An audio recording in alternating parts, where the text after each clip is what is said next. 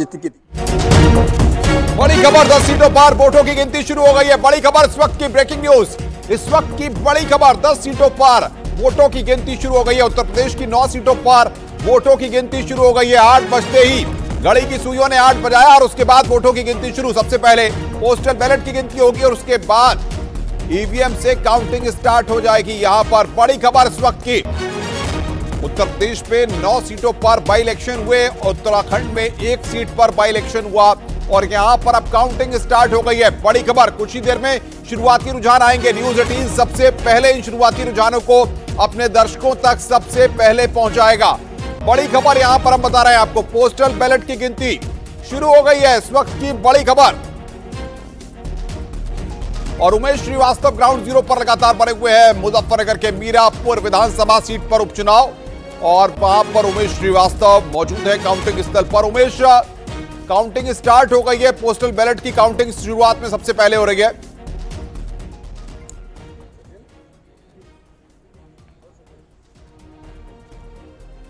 उमेश, आपको मेरी आवाज आ रही है? जी हाँ, देखिए काउंटिंग शुरू हो चुकी है, मतगणना शुरू हो चुकी है और इस वक्त की सबसे बड़ी खबर यही है कि काउंटिंग शुरू हो चुकी है। तो निश्चित तौर पर आज का दिन उत्तर प्रदेश के लिए बड़ा दिन है। उत्तर प्रदेश की 9 विधानसभा सीटों में उपचुनाव हुआ था और इन 9 विधानसभा सीटों के लिए काउंटिंग शुरू हो चुकी है। मीरापुर विधानसभा सीट के लिए भी काउंटिंग शुरू हो चुकी है। सुरक्षा के व्यापक बंदोबस्त किए गए हैं। सबसे पहले पोस्टल बैलेट की गिनती होगी और उसके बाद ईवीएम में मतों की गिनती होगी। तो निश्चित तौर पर सभी के दिल की धड़कनें बढ़ी हुई हैं। कुछ देर पहले हम भाजपा रालोद गठबंधन की प्रत्याशी मिथिलेश पाल से बात कर रहे थे और मिथिलेश पाल का कहना है कि वो अपनी जीत के प्रति आश्वस्त हैं। हालांकि दिल की धड़कनें सभी प्रत्याशियों की यकीनन बढ़ी हुई हैं। अब देखने वाली बात होगी कि आज जैसे जैसे दिन चढ़ेगा वैसे वैसे राजनीतिक पारा भी चढ़ेगा और इस राजनीतिक पारे में किसकी ओर रुझान होता है ये देखना बेहद दिलचस्प होगा। मीरापुर विधानसभा सीट की बात की जाए तो यहाँ का जो मेजर मुकाबला है, जो बड़ा मुकाबला है, वो भारतीय जनता पार्टी रालोद गठबंधन की प्रत्याशी मिथिलेश पाल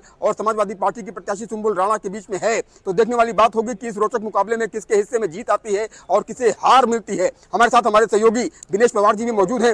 दिनेश जी, मिथिलेश पाल से भी हम बात कर रहे थे, वो कह रहे थे कि भाई वो अपनी जीत के प्रति आश्वस्त हैं, 100% वो आश्वस्त नजर आती है। क्या लगता है मीरापुर विधानसभा सीट का चुनाव का रिजल्ट कितना दिलचस्प होने वाला है? क्या ये कांटे की टक्कर होने वाली है?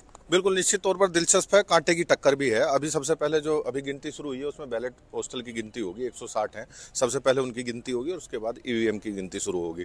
लेकिन जो चुनाव है दिलचस्प इसलिए भी बहुत अच्छा है क्योंकि एक तरफ तो मिथिलेश पाल अकेली एक कैंडिडेट है और दूसरी तरफ जो कैंडिडेट है वो सभी मुस्लिम प्रत्याशी हैं और ये भाजपा ये चाहती है कि किसी भी तरह मुस्लिम वोटों का बंटवारा उन तमाम कैंडिडेट में हो गया हो, तो ताकि उनकी जीत पूरी तरह से पक्की हो जाए। तो आप ये कह रहे हैं कि एक तरफ मिथिलेश पाल हैं, भारतीय जनता पार्टी रालोद गठबंधन की प्रत्याशी हैं, दूसरी तरफ समाजवादी पार्टी की सुम्बुल कादिर राणा की बहू हैं। इसके अलावा आजाद समाज पार्टी के जो कैंडिडेट हैं वो भी मुस्लिम हैं, बहुजन समाज पार्टी के जो कैंडिडेट हैं वो भी मुस्लिम हैं, AIMIM के जो कैंडिडेट हैं वो भी मुस्लिम हैं। तो क्या लगता है कि ये जो राजनीतिक समीकरण है, पॉलिटिकल इक्वेशन जो मीरापुर विधानसभा सीट का है, वो मुस्लिम मतदाता तय करेंगे कि मुस्लिम का अगर ये बढ़ता है मुस्लिम मतदाता तो इसका फायदा भाजपा रालोद गठबंधन की प्रत्याशी को होगा? निसंदेह हार जीत का जो पूरा फाइनल डिसीजन जो होगा वो मुस्लिम मतदाताओं के आधार पर ही होगा, क्योंकि जो सीधा सीधा मुकाबला है वो मिथिलेश पाल और सुम्बुल राणा जो कि सपा के प्रत्याशी उन दोनों के बीच में है।